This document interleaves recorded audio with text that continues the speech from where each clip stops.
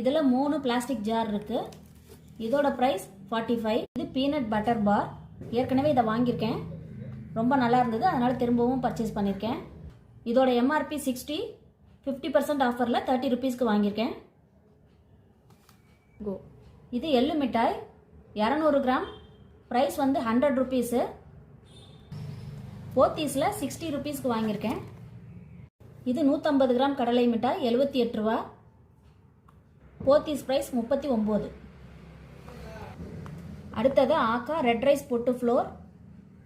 இதோட எம்ஆர்பி 100, போத்தீஸில் 97. அடுத்ததாக கடலை மாவு அரை கிலோ 57.